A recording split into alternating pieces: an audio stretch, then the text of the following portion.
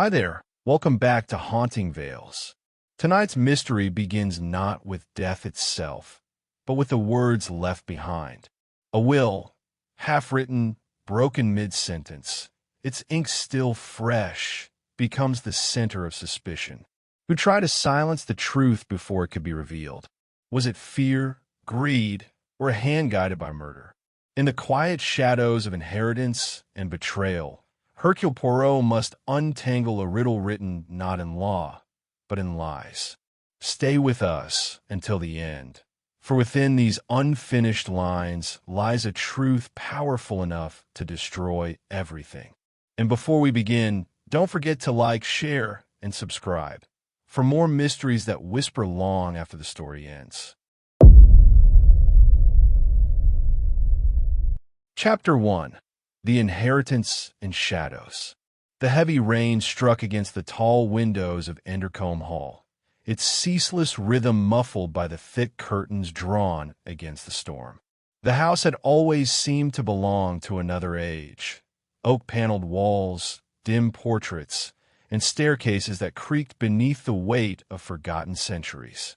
That evening, however, it was more than time that pressed upon the old building. It was expectation, fear, and perhaps greed. Sir Charles Endercombe had been laid to rest only 3 days before, and yet already his name was spoken not in mourning, but in argument. His fortune, his estate, his possessions, all hung suspended on a single sheet of paper, a document found upon his desk in the final hours of his life. A will, half-written and never signed. Lady Agatha Endercombe, tall and pale, received Hercule Poirot in the library. The fire burned low, throwing long shadows across the shelves of law books and dusty novels. She clasped her hands tightly together as she spoke. "I know it seems trivial, Monsieur Poirot. My brother was an old man, a man in ill health, and no doubt his heart simply failed him." Yet she hesitated, lowering her voice. "There is the will, or what remains of it, and there is something in it, some unfinished truth, that troubles me deeply." Poirot inclined his head, his eyes following the flames, as though the mystery lay already within them. "You believe, perhaps, that your brother wished to make an alteration?" Her pearls trembled as she nodded. "He had written Henry's name, my nephew. He is to inherit the hall, yes, but then the sentence breaks. Say for the, and nothing more. Nothing but a blot of ink. What did he mean to say? What did he mean to take from Henry, or perhaps to give to another?" Poirot extended his hand, and she placed the folded sheet within it. He examined it in silence. The handwriting was strong, unhesitating, until it reached its abrupt conclusion. A line half-formed, an intention never recorded. He raised his eyes to her. "Madam, I have known many a case where death was natural, but the circumstances surrounding it were not.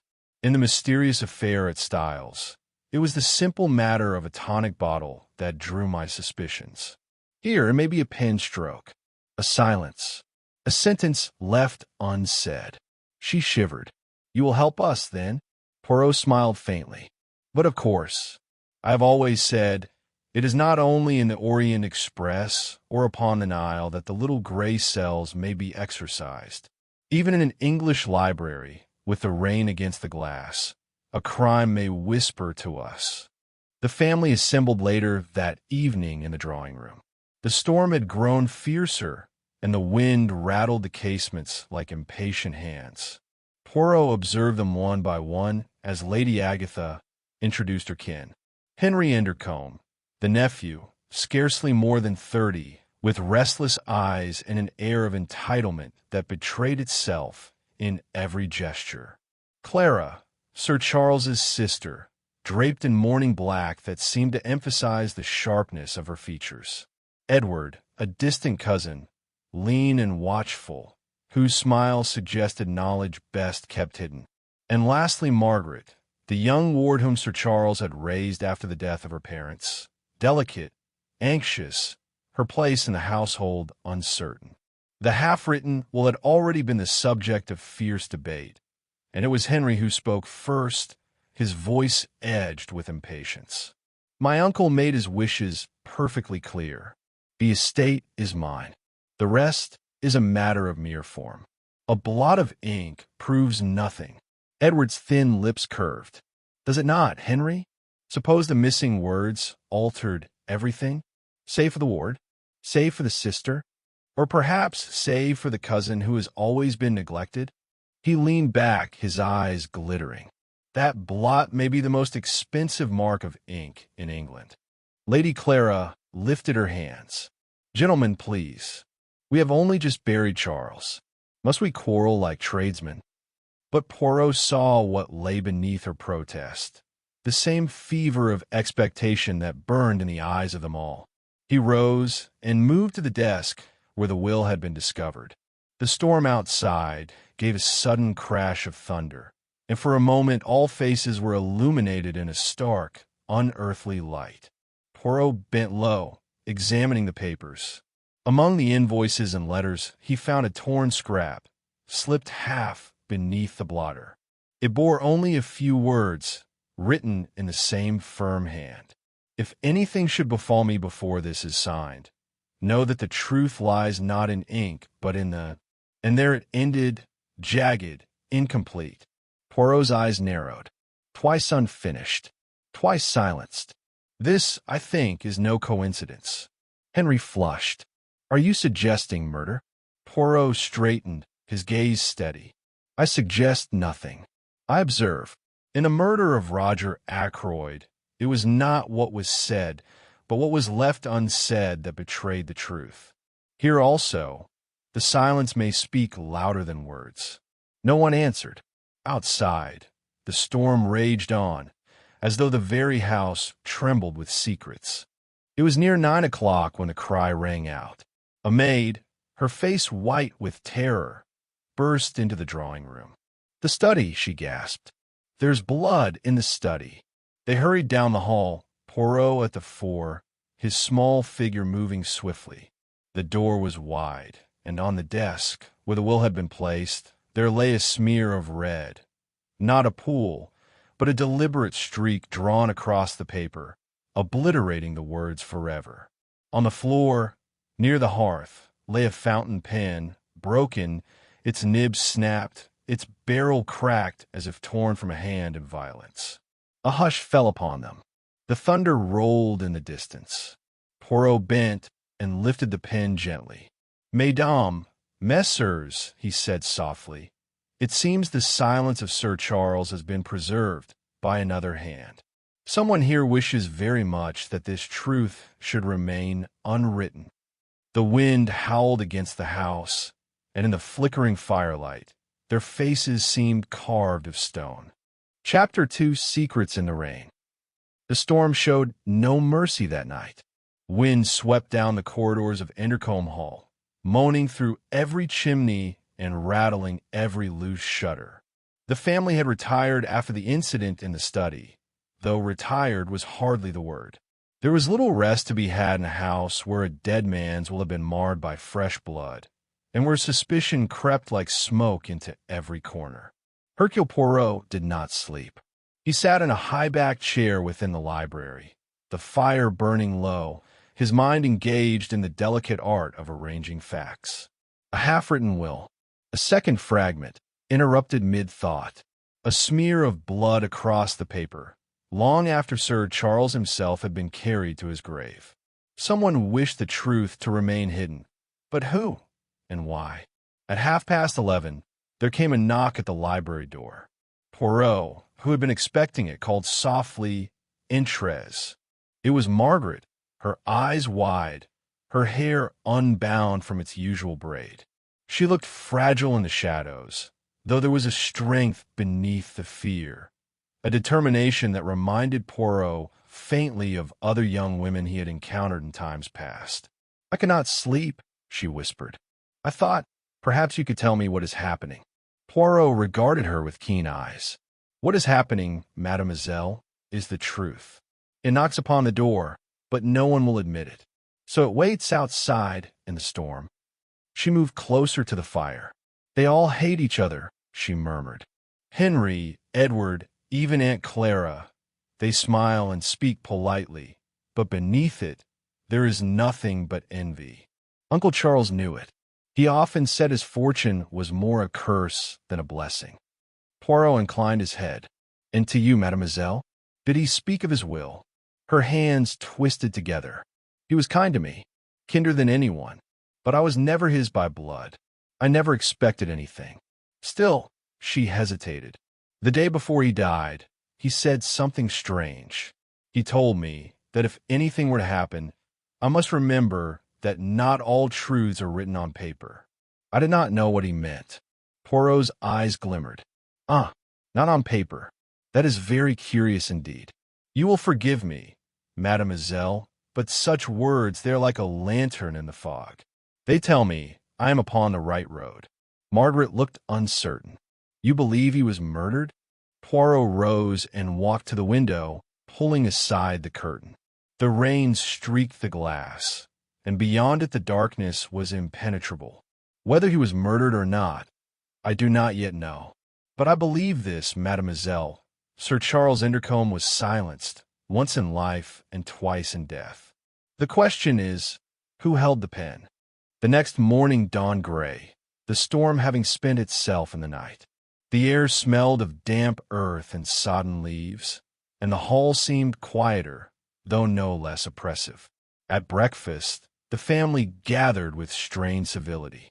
The half-written will, stained now by both ink and blood, lay under lock in Lady Agatha's cabinet. Henry, pale but defiant, attacked his eggs with unnecessary force. "I cannot see why we must endure this farce." Uncle's intentions were plain enough. All this talk of scraps of paper and mysteries, it is nothing but melodrama. Edward's eyes glinted across the table. "Melodrama, perhaps, but convenient melodrama. A broken pen, a smear of blood. I wonder who benefits most from confusion, dear cousin." Lady Clara gave a sharp sigh. "I cannot bear another quarrel. Must we behave as though we are in some cheap detective story?" Poirot's mustache twitched.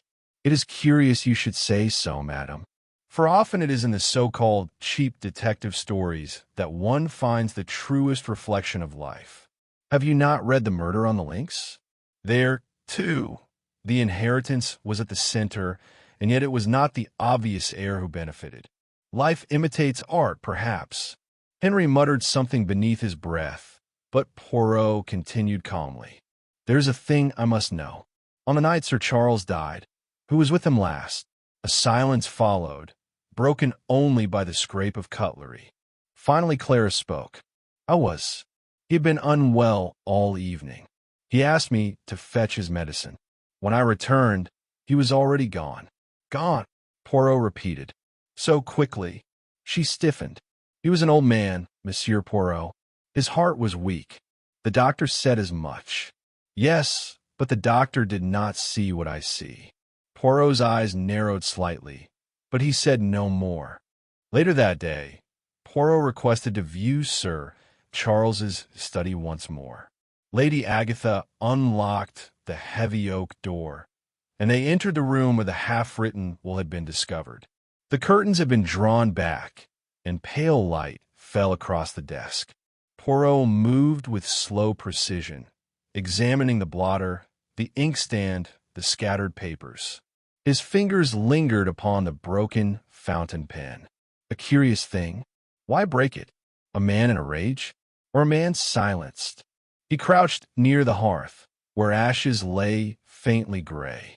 Stooping lower, he drew out a fragment not yet consumed, a corner of a letter, its edges blackened.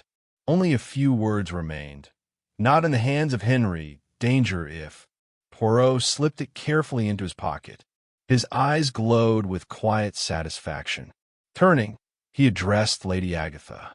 "Madam, forgive me, but I must speak plainly. There is in this house a secret that Sir Charles tried to record, but twice was prevented, once by death and once by another hand. Until I discover it, No man or woman here is safe. She paled. Do you mean? I mean, madam, that the will is not the only thing half-written. There are lives in this house that are also unfinished, interrupted, if you will. And until I have read them to the end, I cannot say who is guilty or who is innocent. That evening, Poirot sat again in the library, the fire crackling softly. Hastings was not there to share his thoughts. He was abroad, engaged upon a case of his own, but Poirot did not mind. He spoke instead to the flames, arranging the puzzle aloud. A will, begun and not finished. A scrap of paper, warning of danger. Blood upon the desk, when the man is already dead. Voila! The pattern emerges. But who is the hand behind it? He thought of Henry, greedy and anxious, Edward, sly and observant, Clara, evasive and overwrought, Margaret, fearful yet loyal. Each had something to gain. Each had something to hide. Poirot smiled faintly. The little gray cells, they will not rest until the truth is known. And when it comes, it will be as clear as the ink upon the page, whether it is written or not. Chapter 3. Whispers of the Unwritten Truth. The following day dawned pale and cold, the skies washed of storm, yet still heavy with gloom. Endercombe Hall seemed to breathe uneasily, as though the house itself waited for revelation. Servants moved quietly through the corridors, their steps subdued, their eyes cast down. Whispers followed Poirot wherever he went, whispers of suspicion, whispers of dread. At breakfast, the air between the family members was tense to the point of breaking. Henry sat with his jaw tight, glancing often toward Edward, whose sly smile appeared only when he thought himself unobserved. Clara ate little, pushing her food about her plate with distracted hands. Margaret kept her gaze upon her teacup, pale as though she had not slept. Poirot observed them all with careful calm. It was not their words he listened for, but their silences. For silence, he knew, often betrayed more than speech. He spoke quietly. It is curious, is it not? This house, it is filled with wealth, with comfort. Yet I see in each face not contentment, but fear. Tell me, why should this be? Unless his eyes sharpened. Unless there is a shadow among you. A truth unspoken. Henry gave a sharp laugh. Always these shadows, Poirot. You would turn every misfortune into a melodrama. My uncle was old. He died. End of the matter. Poirot's mustache twitched. So certain, monsieur. And yet, why then was the pen broken? Why the smear of blood across the will, days after your uncle had been laid to rest? If this is melodrama, it is not of my invention. The words silenced the room. Edward looked amused, Clara uneasy, Margaret near tears. Poirot let the silence lengthen before he rose, inclining his head. Excuse me, there is work for the little gray cells. He spent much of the morning in Sir Charles's study. The housekeeper, Mrs. Partridge, hovered uncertainly at the door until Poirot beckoned her in. She was a stout woman with capable hands and wary eyes. You have kept this room as it was? Poirot asked. As near as may be, sir. Lady Agatha gave orders that nothing be touched, save for the stain. Her voice dropped at the word. I had it covered. It was not decent to leave it so. Poirot nodded. You knew Sir Charles well, I think. Since I was a girl, sir. He could be stern, but never cruel. He was particular about his affairs. Always said a man must put his house in order before he meets his Maker. Her lips pressed tightly. That is why I don't hold with this talk of an unfinished will. It wasn't like him. Not a bit. Poirot's eyes gleamed. Precisely, madam. You say what I also think. A man of such precision, such habit, would not leave his affairs half-written. Unless his gaze fell upon the desk. Unless his hand was stayed. She crossed herself, murmuring something beneath her breath. Poirot smiled gently and dismissed her, but his mind lingered on her words.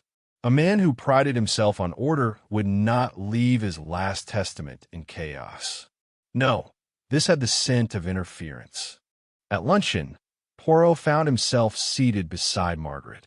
She scarcely touched her food, and when he addressed her, she started as though awakened from a dream. "You are troubled, mademoiselle," he said softly.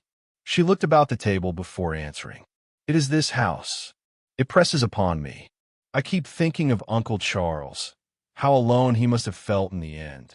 I cannot shake the thought that he was afraid." Poirot inclined his head. "Afraid, perhaps, of what would follow his death. He tried to protect you, did he not? With his words about truths not written on paper." Her eyes widened. "You remember that? Ah, but of course. I remember everything. The smallest word. It may be the key to the greatest mystery. In the murder of Roger Ackroyd, it was not the bold confession, but the quiet detail, almost overlooked, that gave the truth. Here I suspect it is the same." Margaret leaned closer, her voice barely above a whisper. "Do you think someone here killed him?" Poirot studied her face, pale and earnest. "I think, mademoiselle, that someone here knows more than they say. Whether it is murder or merely deceit remains to be seen. But I promise you this, I shall uncover it." That evening brought a new disturbance. A footman discovered a drawer in Sir Charles's bureau forced open. Inside lay correspondence, letters from solicitors, accounts, and, most curious of all, a sealed envelope, empty. Its contents had been removed. Poirot turned the envelope over in his fingers. Upon the front was written, in Sir Charles's hand, only 2 words, "For Margaret." Lady Agatha paled when she saw it.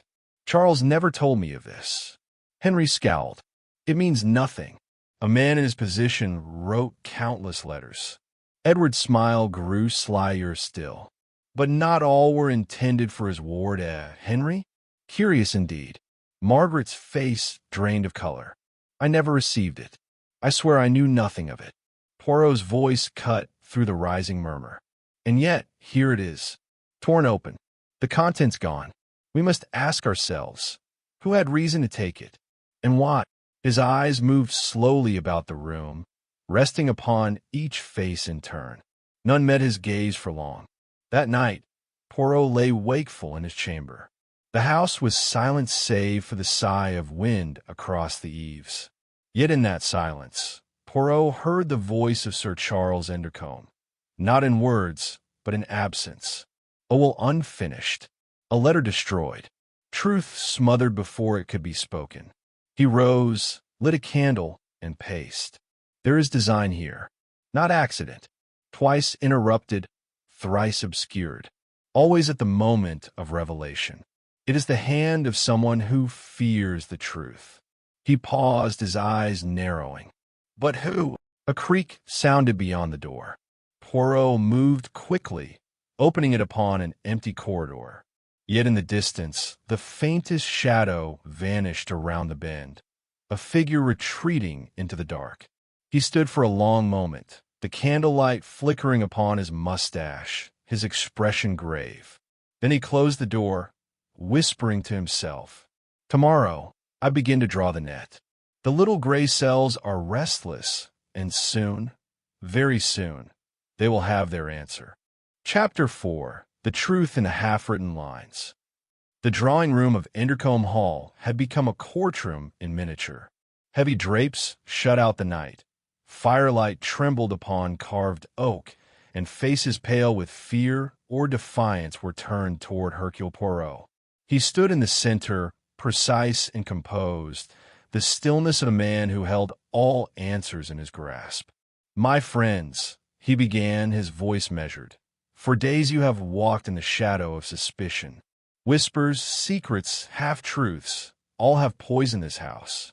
But tonight, we shall breathe freely again. The mystery of the half-written will, it will be explained." He allowed the silence to gather, to deepen. Then he gestured to the desk at the far end of the room. "You all know what I found there. A will, abandoned, the ink trailing like a voice silenced. A pen broken, its nib snapped, and beside it, a smear of blood. What does this tell us? That Sir Charles Endercombe, a man of order, of detail, was stopped. He did not set down his last wish completely. Sommeil, mes amis, interfered. Clara whispered, stopped? But by whom? Poirot's mustache twitched. Patience, madam. We must first ask, who stood to lose by this new will? His gaze rested on Edward. You, monsieur? Non. Your debts are many, but Sir Charles never favored you. You had long resigned yourself to scraps. It moved to Clara. Madam? You long for comfort, yes, but you had no quarrel with Sir Charles. You sought peace, not riches. At last, his eyes fell on Henry. But you, Henry Endercombe, you, the principal heir under the old will, the man who stood to inherit the estate entire. And yet, Sir Charles grew weary of your quarrels, your greed. He intended a change to secure the future of one who truly had his heart. His hand swept toward Margaret. She gasped, her hands clutching one another tightly. Yes, mademoiselle, for you. The half-written lines were meant for you. The letter marked for Margaret, destroyed but not forgotten, proves as much. Sir Charles wished to protect you, to ensure that his fortune would guard your life, as he could not. Lady Agatha covered her mouth. Edward smirked faintly. Clara wept. Henry surged to his feet. Lies. All of it. Non, monsieur, said Poirot, his voice like steel. It is truth. Your fingerprints were upon the broken pen. You forced the nib to make it appear your uncle's strength had failed him. You tore open the envelope meant for Margaret. You burned its contents, but not well enough. The charred remains, still bearing your uncle's hand, were discovered in your ashtray. The words, faint but legible, said only this: for my ward, Margaret, all that I possess. The room erupted with gasps. Margaret turned deathly pale. Henry's voice cracked, rage and despair warring in his throat. He was going to take it all from me, everything, to give it to her, the foundling he raised out of pity. I could not allow it. Poirot inclined his head gravely. And so, you killed not his body, but his voice. You silenced his last testament. You sought to preserve your inheritance by destroying his will. Yet, monsieur, truth cannot be so easily buried. It cries out, from half-written lines, from ashes, from silence itself. Henry collapsed back into his chair, defeated, his face gray. Poirot turned then to Margaret. His tone softened. Mademoiselle, Sir Charles wished you to be safe. That was his true legacy. Though the paper is gone, his intent is known. The law will weigh the matter, but his love cannot be erased. It is written not in ink, but in the life he gave you. Lady Agatha, tears upon her cheeks, whispered, Charles, always Charles. Even in death he speaks. Poirot closed his eyes a moment, then spoke, final and firm. The puzzle of the half-written will is solved. Justice, though delayed, will come. For in the end, nothing remains hidden from the little gray cells. The room fell into silence, broken only by the crackle of the fire. Poirot straightened his cuffs, the faintest smile touching his lips. And with that, dear friends, we close another mystery. Hercule Poirot has spoken, and the truth, however painful, has been revealed. But mysteries, they are never far away. If you wish to walk beside Poirot again, to test your own little gray cells, then stay with us here at Haunting Vales. Do not forget to like this video, subscribe for more mysteries, and share your thoughts below, for perhaps, in the shadows of the next case, your mind will solve what even Poirot cannot.